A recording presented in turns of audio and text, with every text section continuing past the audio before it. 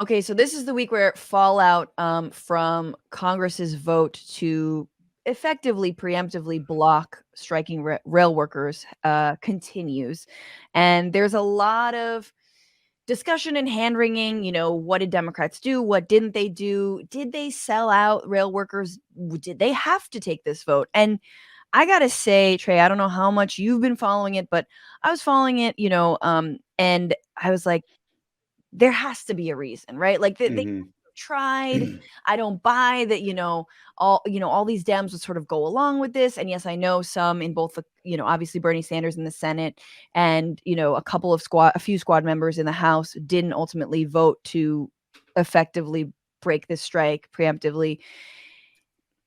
And no, there's no saving grace. There is no part of this that's like, oh, no. Biden and other Democrats totally had rail workers in mind. They're going to get to them. No, it looks bad from whichever way you slice it. It really looks like the so-called most pro-labor president in recent memory.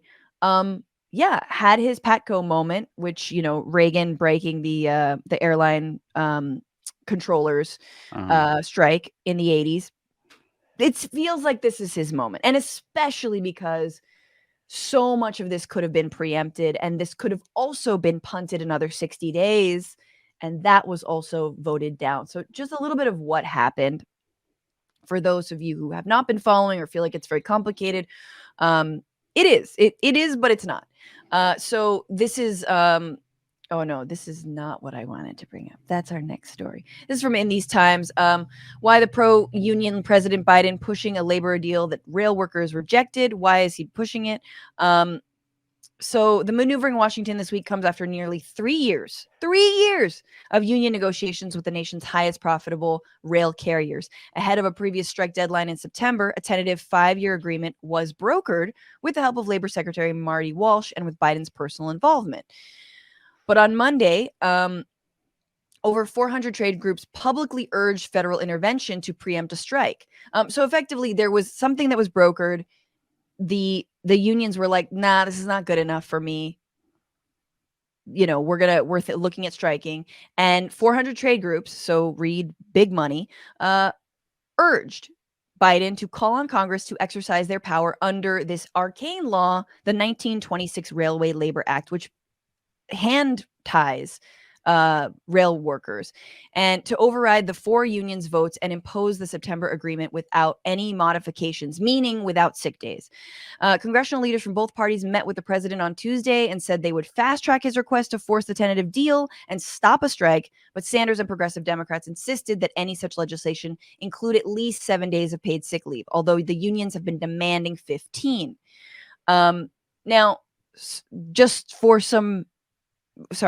what happened. Nancy Pelosi put forward 2 separate measures, a bill to preempt the strike and impose the September deal as it is, and a separate resolution granting rail workers 7 paid sick days. Both measures passed on Wednesday. The bill to block a strike and force the unpopular agreement on rail workers passed 290 to 137, with 8 Democrats and 129 Republicans voting against it.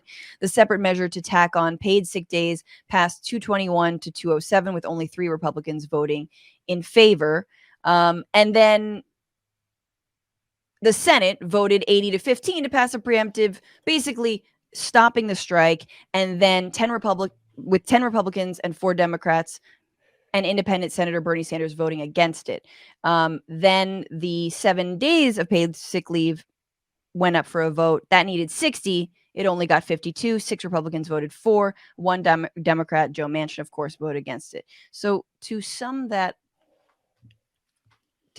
up, Biden effectively was called on by corporations, by money, and was like, hey, money said, hey, Warren Buffett, one of the railway Hmm. owners, said, hey, you got to break this strike. I don't give a shit. The holidays are coming up. Right. We can't afford to lose money. Actually, we can, but we Right. don't want to.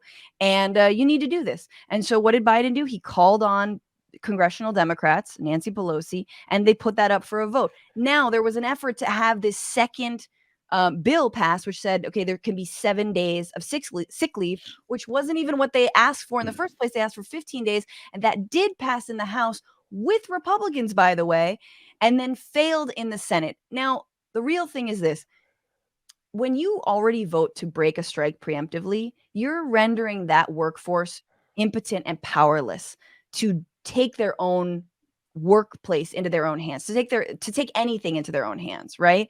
So that second piece, which I understand, progressives like Jamal Bowman worked very hard to get through, it still doesn't mean anything if you already voted to say, yeah, you don't have the right to strike, but here's half of the sick leave days that you wanted. Like, it doesn't actually add up. It's not good enough. Effectively, what it is again, Biden saying, I can't afford to have any kind of work stoppage, any kind of dip in the economy on my watch. And instead of squeezing the railway owners and having them suck it up, I'm deciding to openly and publicly let these workers also be the ones to suck it up. Yeah, the shameless plug. I've got my own show similar to this one that you're going to be on soon in the near future called Weekly Skews. It's every Tuesday night on my pages and whatnot. And last week we were talking about this building situation. I spent the whole time just sort of like screaming at my co-host. It's not his fault, but like why I don't understand why they're doing this, meaning like it seemed like this was going to happen, and it was already pissing me off because, they just really showed their true colors. It's bothered me for years that the Democrats haven't done a better job of like regaining their status as like the party of working people or whatever. Right. I thought for a long time that that's a card they should be better at playing in the first place, let alone swinging in the other direction. But it just proves that with a handful of actual progressive exceptions like Bernie and the squad and whatnot, accepting them, there's no one in our, country's governance that actually gives a shit about regular people or working people or whatever. And I just think that that's a damn shame. I mean, the way you summed it up, I agree. It's clearly that's what happens. Like, the fat cats, big money called and said, like, it's almost Christmas, right? You know how much money everybody's about to make? Like, we can't have that not happen. A bunch of Scrooges got together and were like, hey, so we killed the ghost of Christmas future and present and past. And it's made all the more egregious by the fact that it just comes down to something that's a straight up standard in the whole rest of, the Western world or developed world or whatever you want to call it. Like paid sick leave, it's not that it shouldn't be that big of a deal, but all because of that. Absolutely. And I think that the plight of rail workers, and like sort of, that sounds really dramatic, but it is starting to sort of break through. Like the fact that they often, even when they're working, they get called in like to get to like work their shift at hours of notice, right? Yeah. That they're being asked to operate trains miles long, often with only two, and even more increasingly only one operator, which seems insanely dangerous. Mm-hmm.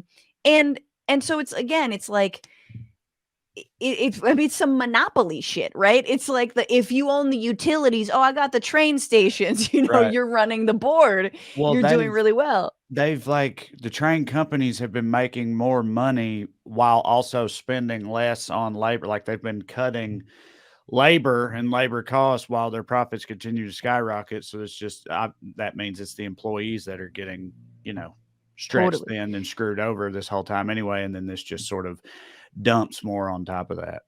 Let me just play a little bit of the an explainer from Bernie Sanders, who might be the only person in reference to, Trey, what you're saying, who actually is willing to make a break with the capitalist class, is willing to say, no, you guys are the ones who need to eat this cost. We have 0 sick days. The only days we're allowed to take off are the paid leaves that we have to earn the year prior to it. 4 of the 12 railroad unions rejected a recent agreement with rail operators. A main sticking point has been the amount of sick leave for rail workers. If a deal is not reached or forced by Congress, a strike could begin after December 9th. Unions that represent 55% of rail labor have voted this contract down. There are no paid sick days in this national agreement, and that's a problem for our members. And as part of the contract negotiations, the rail workers are asking for 7 days of paid sick leave. This is not a radical idea. We're not asking for the world here. We're asking for a few days off a month to spend with our family. The railroad workers traditionally have had no sick time, and now with the very, very harsh attendance policies that we're faced with, railroad workers get very, very little time off work. And it has come to a crunch point. We're seeing workers leaving the industry in droves, in numbers never, ever believed possible. People with 15 and 20 years seniority are leaving the industry, and there's a crisis out there. This all comes as profits soar for the freight rail industry, which has reduced the rail workforce by 30% over the last 6 years. Now, it seems to me that if 4 major rail carriers can afford to spend over $18 billion a year on stock buybacks and dividends, please don't tell me they cannot afford to guarantee 7 paid sick days to their workers and allow these workers to have a reasonable quality of life, which they don't enjoy today. Absolutely. The the fact that we even have to, like, industry by industry, Trey, like, each have our own fight with business leaders about sick days is just, I mean, and the fact that this is like a weird carve out, right? Like, I know states have their particulars about sick days, you know, but this is like, why is this one industry saved from that? Yeah, I mean, people don't. A lot of workers in America don't realize or don't think about, I guess, because they just don't have a frame of reference, but how shitty we are in so many ways when it comes to working here. It's like I referenced earlier, in most of Europe or anywhere else in, you know, the developed world, the standard is just completely different. It's not just sick days, but, you know, paternity leave, vacation days. Yes. I mean, all that stuff, like, that other people take for basic people, workers in most of much of the rest of the world, if they were subjected to what American workers are, they would flip the fuck out. It would be completely, you know, untenable. But we just kind of don't have a way of knowing better. It's normalized. So we just put up with it because, you know, it is also very important that they get those stock buybacks so they can artificially drive up the price of their stock, increasing their net worth over, you know, the welfare of their employees. Can't overlook the importance of that.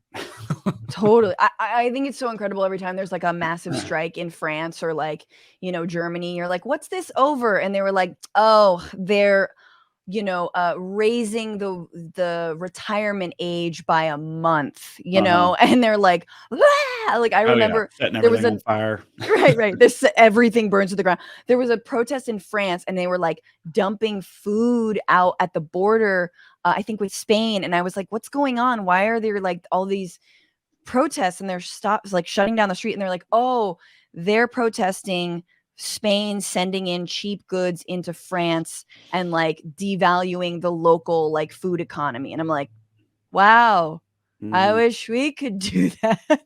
Right. We're so used to eating shit in this country. And that's why I think this story breaking through and actually having more legs than just a couple days is something to note in and of itself. And if there is a strike in the future, if there's a wildcat strike, if there is some kind of action, there is right now a GoFundMe to support the rail workers. Maybe we can put that in the description below. But I do think that has the potential to, given the atmosphere of pro-labor sentiment, given like the retail workers from Starbucks to, you know, Apple to wherever else, that it like, I think we could be on the precipice of a series, like a kind of a moment, a moment that that we need. I mean, I think, you know, there's been some signs of that hopefully building for a little bit now. You know what I mean? Like with all the bitching employers been doing about nobody wants to work anymore and all that shit for the past, you know, months and a couple years or however long it's been. Basically comes down to people just refusing to continue working for, you know, shit wages. People do seem like they're waking up a little bit. There's been other labor movements in recent months that have, you know, ultimately worked out and that have sort of like broken through and made an impact. So, I mean, I agree with you. It seems like perhaps, hopefully, maybe we are on some kind of precipice I like think, that.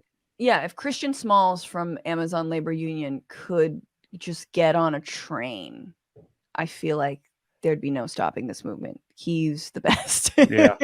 Just send him in. What's going on, Frantifa? If you haven't already, subscribe to this channel right now. Hit that button. And also, you can become a patron and support the show every single week. Get access to bonus episodes and exclusive merchandise. Patreon.com/Bitchuation Room. Do it.